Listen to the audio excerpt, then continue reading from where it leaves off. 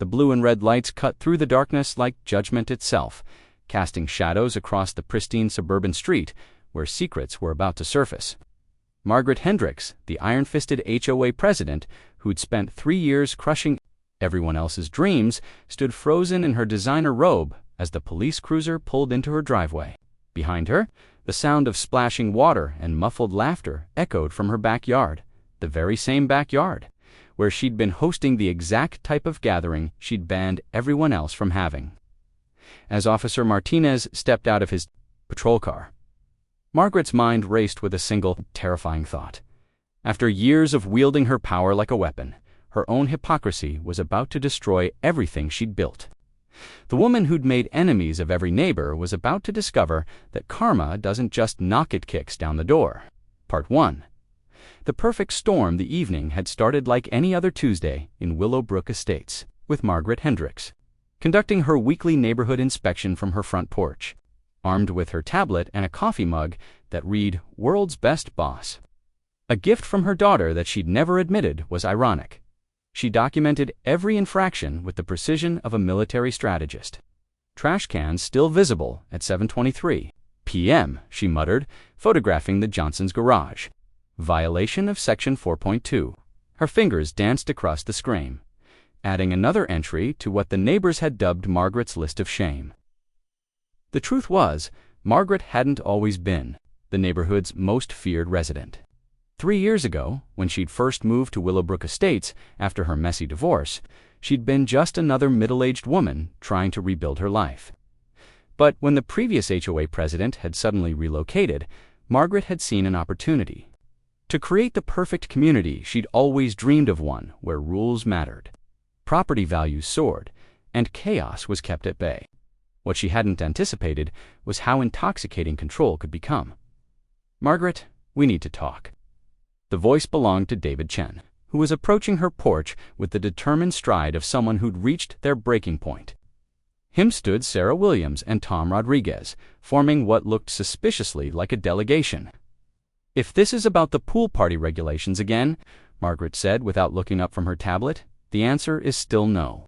Section 8.4 clearly states that gatherings exceeding 10 people require advance notification, and it's not about the regulations," David interrupted. "It's about you."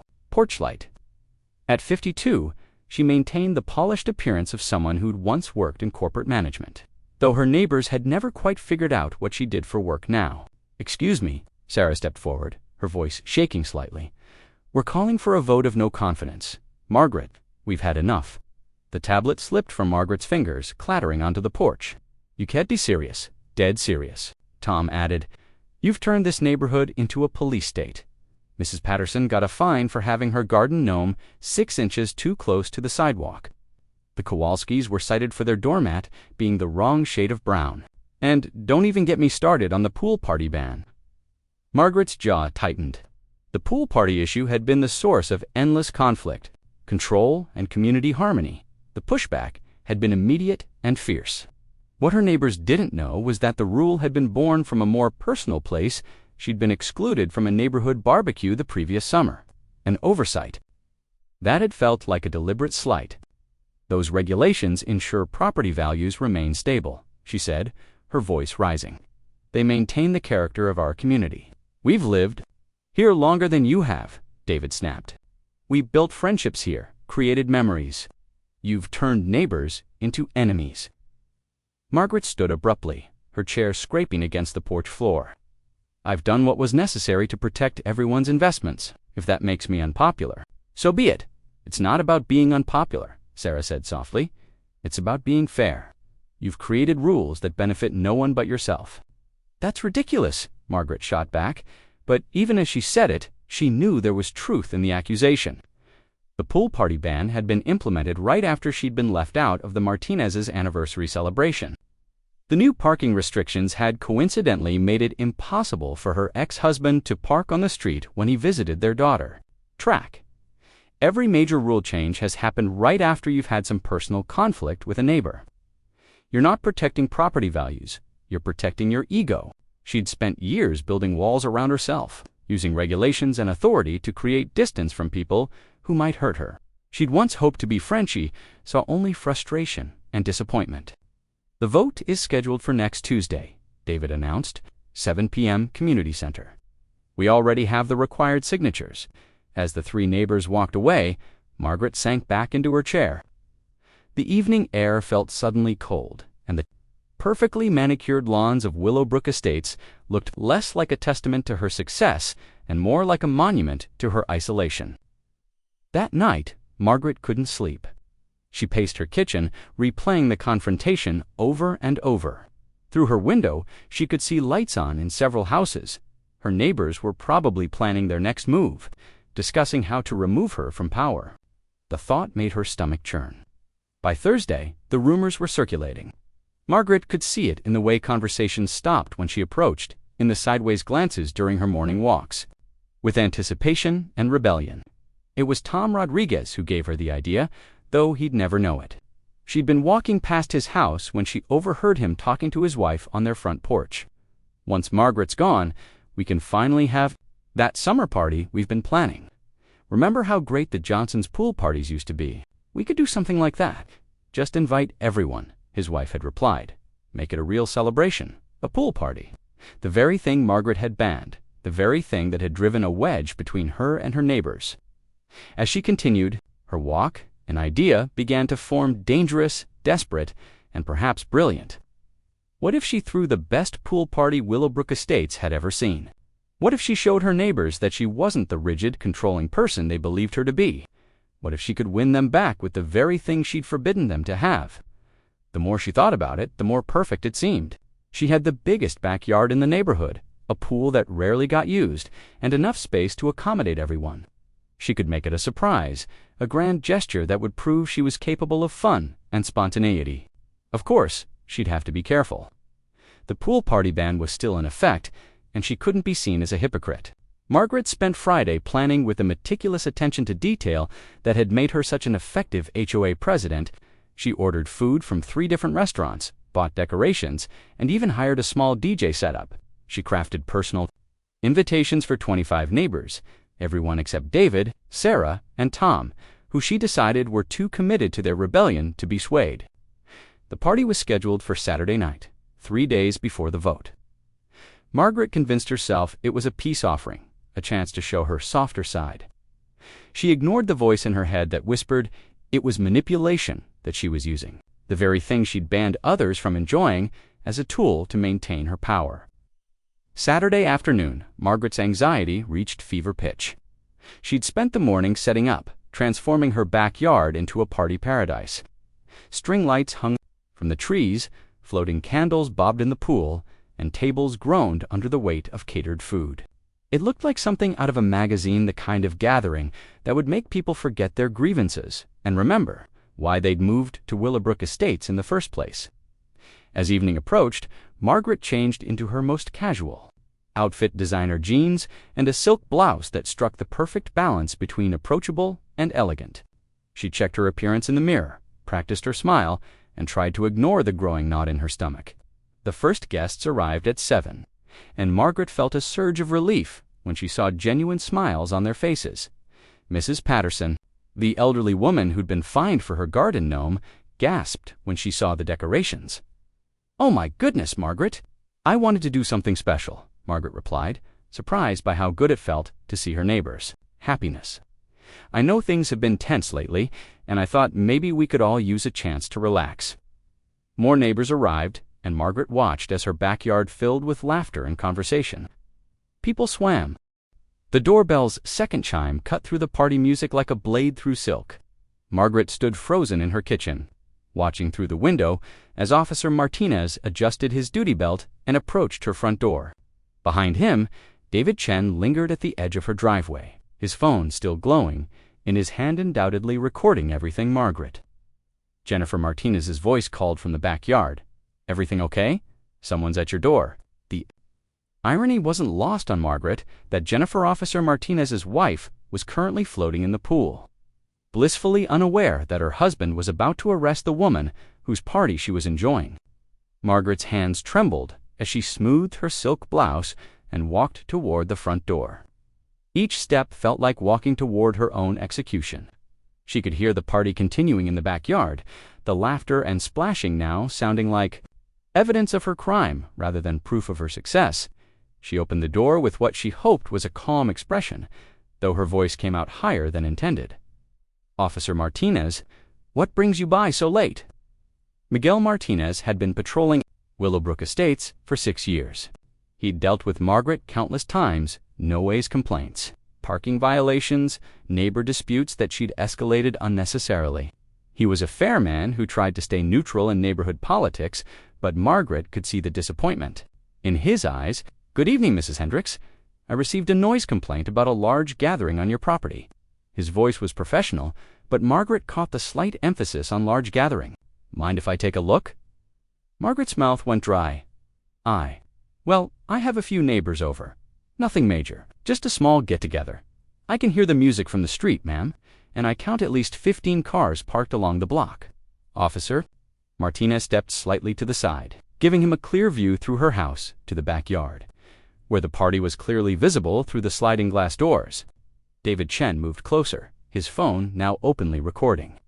"Officer Martinez, I believe you'll find this gathering is in direct violation of HOA regulations that Mrs. Hendricks herself implemented. Section 8.4 specifically prohibits gatherings of more than 10 people without prior notification." Margaret's face flushed red. "David, you have no right to actually, ma'am," Officer Martinez interrupted. "Mr. Chen has every right to file a complaint. As HOA president, you're responsible for enforcing these regulations. The real question is whether you obtained the proper permits for this gathering." The word permits hit Margaret like a physical blow. She'd been so focused on the HOA regulations that she'd completely forgotten about the city ordinances. Large gatherings required permits, noise permits, potentially even food service permits, given the amount of catering she'd arranged. This was intended to be a small gathering," Margaret stammered. "Things just got a little out of hand." "A little out of hand." David's voice carried across the night air. "Margaret, you've got 30 people here. You've got a DJ, professional catering, and enough alcohol to stock a bar. This isn't a small gathering, it's exactly the kind of party you've been finding people for planning." Officer Martinez pulled out his notepad. "Mrs. Hendricks, I'm going to need to see some documentation. Event permits, noise permits, and I'll need to verify that alcohol isn't being served to minors." Margaret's mind raced. She had no permits. She'd planned everything in secret, which meant she'd bypassed every legal requirement. The woman who'd spent 3 years citing others for minor infractions had just committed multiple violations herself. "There's more," David continued, his voice gaining confidence. "Margaret, show Officer Martinez your guest list. Show him who you invited and who you deliberately excluded."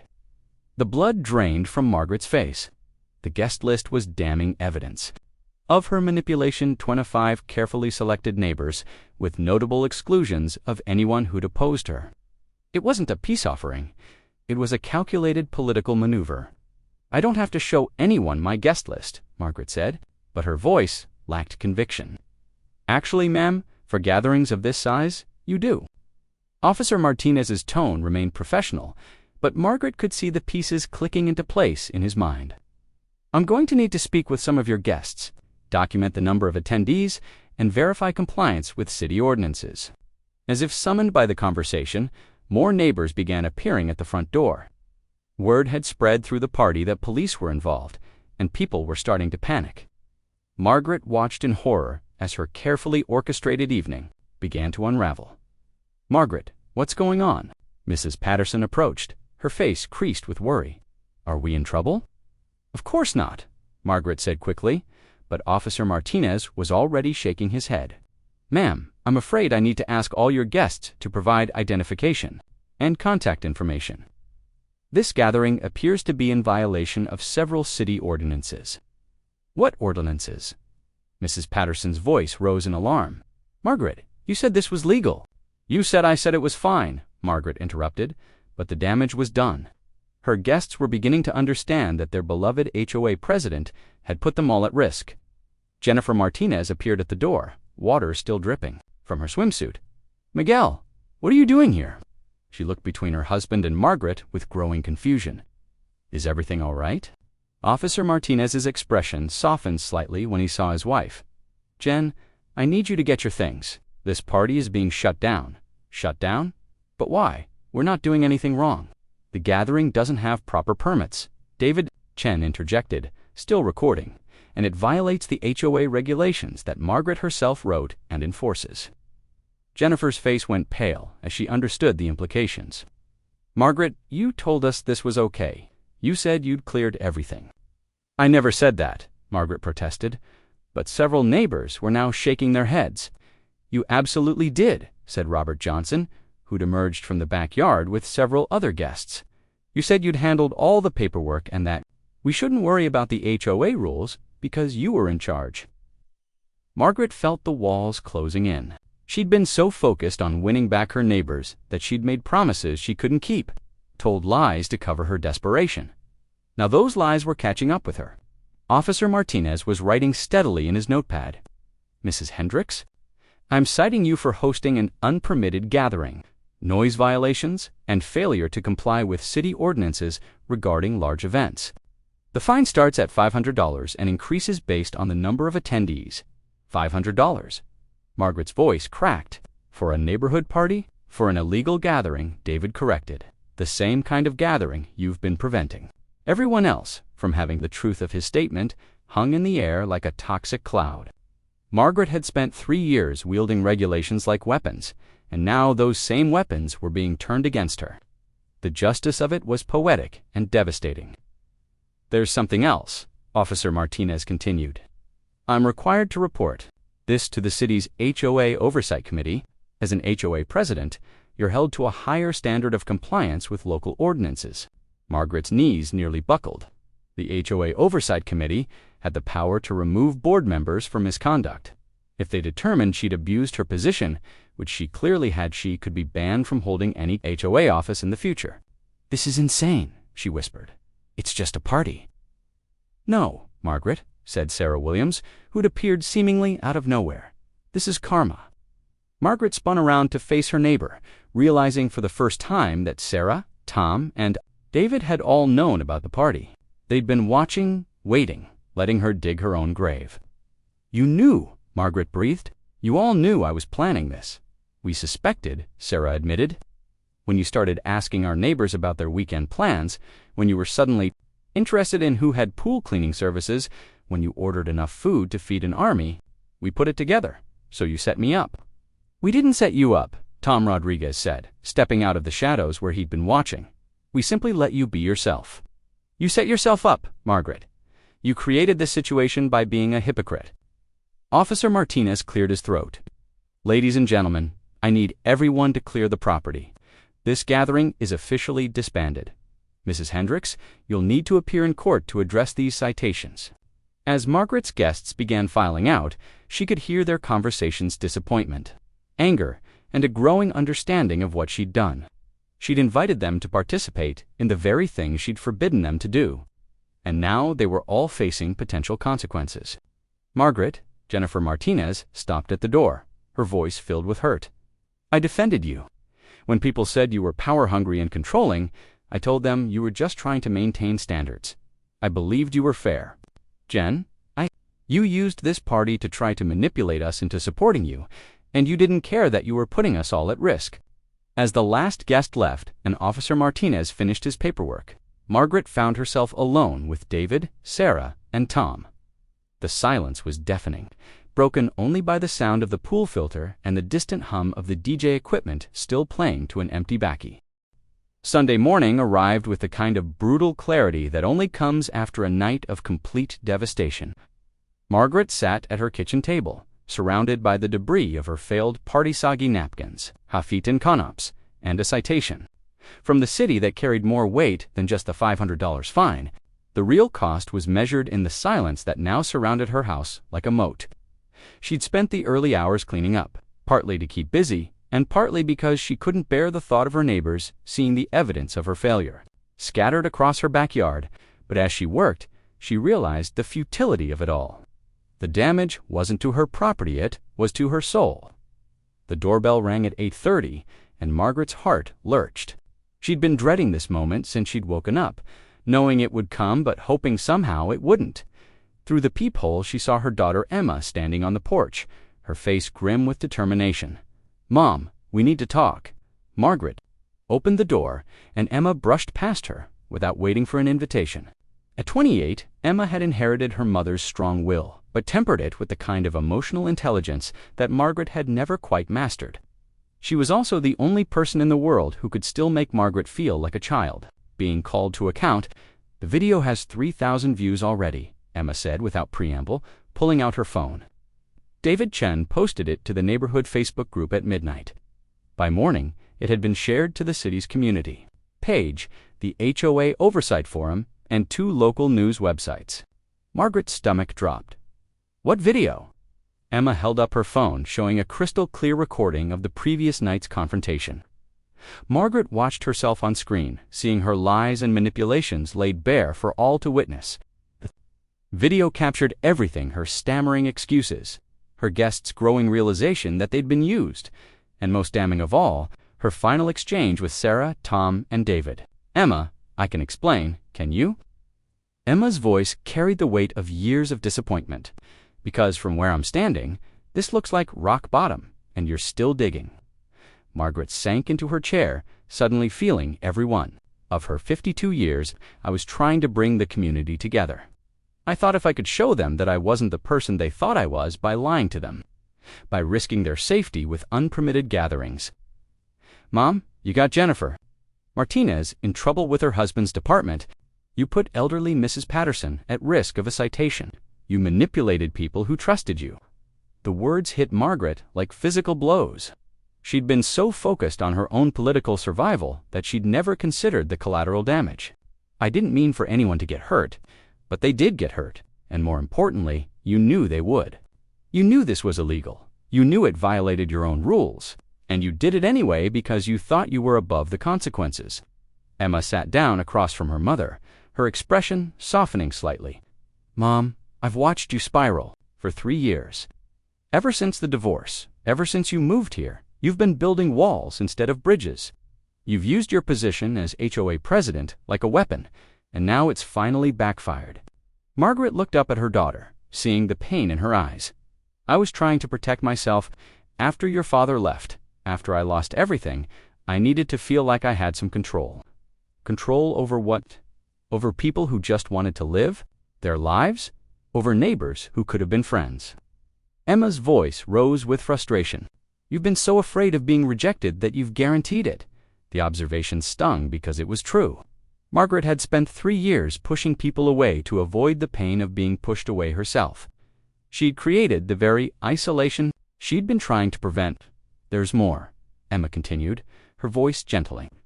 "I got a call from Amanda Russo at Channel 7. The story is going to air on tonight's news. They're calling it HOA Hypocrisy in Willowbrook Estates. They want a statement from you." Margaret's blood ran cold. National news, local news, but it's going viral on social media. The story has everything: abuse of power, hypocrisy, community drama. The ramifications hit Margaret like a tidal wave. Her professional reputation, her chances of ever holding another leadership position, her ability to simply exist in Willowbrook Estates, all of it was crumbling in real time. "What do I do?" Margaret's voice was barely a whisper. Emma reached across the table and took her mother's hand.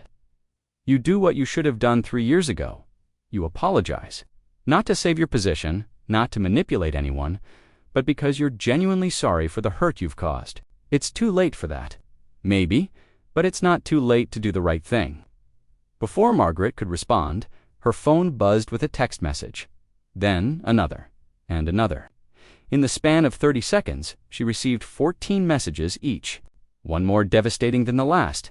The first was from her insurance company, informing her that her homeowner's policy might not cover damages from unpermitted gatherings. The second was from the city's HOA Oversight Committee scheduling an emergency hearing. The third was from her mortgage company, requesting clarification about the pending legal issues. But it was the 14th message that broke her heart. It was from Jennifer Martinez. "I trusted you. I defended you. I'm not angry anymore. I'm just disappointed. That's so much worse." Margaret set down her phone and looked at her daughter. "I've destroyed everything, haven't I? You've made some very serious mistakes, Emma said carefully. "But you're not destroyed unless you choose to be. The question is, what are you going to do about it?" Before Margaret could answer, another car pulled into her driveway. Through the window, she saw Sarah Williams getting out, followed by Tom Rodriguez and David Chun. But this time, they weren't alone. Behind them came a steady stream of cars neighbors Margaret recognized. Some she'd invited to the party, others she'd deliberately excluded. "They're here for the reckoning," Emma observed. Margaret stood up, her legs shaky. "I don't think I can face them." "You have to. This is bigger than just you now." "Look outside, Mom. Really look." Margaret moved to the window and felt her heart stop. The crowd gathering on her front lawn wasn't just her immediate neighbors. She recognized faces from throughout Willowbrook Estates, people from the adjoining neighborhoods, even some she'd never seen before. Word had spread beyond their small community. "They're not here to attack you," Emma said quietly. "They're here because they want answers. They want to understand how someone they trusted could betray that trust so completely." Trembled as she smoothed her hair and checked her appearance in the hallway mirror. She looked exactly like what she was, a woman who'd lost everything and was about to lose more. "Will you come with me?" she asked Emma. "I'll stand beside you," Emma replied, "but you have to speak for yourself. You have to own what you've done." Margaret opened her front door to find nearly 50 people standing on her lawn. The crowd was quiet but tense, like a jury waiting for a verdict. David Chen stood at the front, his phone ready to record, but his expression was less triumphant than Margaret had expected. Instead, he looked sad. "Mrs. Hendricks," he said formally, "we're here because we think you owe this community an explanation." Margaret stepped onto her porch, Emma beside her. The morning sun was bright, casting harsh shadows across the gathering. She could see the faces of people she'd fined, people she'd helped, people she'd pushed away, and people she'd tried to win back. All of them were looking at her with the same expression: disappointment, mixed with a desperate hope that she might somehow make this right. "I don't know where to start," Margaret began, her voice carrying across the silent crowd. "Start with the truth," called out Mrs. Patterson from the middle of the group. "Just tell us the truth." Margaret took a deep breath. "The truth is that I've been a hypocrite. The truth is that I used my position as HOA president to protect myself instead of serving you. That I rejected all of you first." The crowd remained silent, but Margaret could see the impact of her words. Some faces softened, others hardened, but all of them were listening. "The party last night wasn't a peace offering," she continued. "It was a manipulation. I was trying to buy back your support by giving you something I'd forbidden you to have. I put you all at risk, financial risk, social risk, because I was desperate to save my own position." "Why?" The question came from Jennifer Martinez, who had pushed through the crowd to stand near the front. Her voice carried the weight of genuine hurt.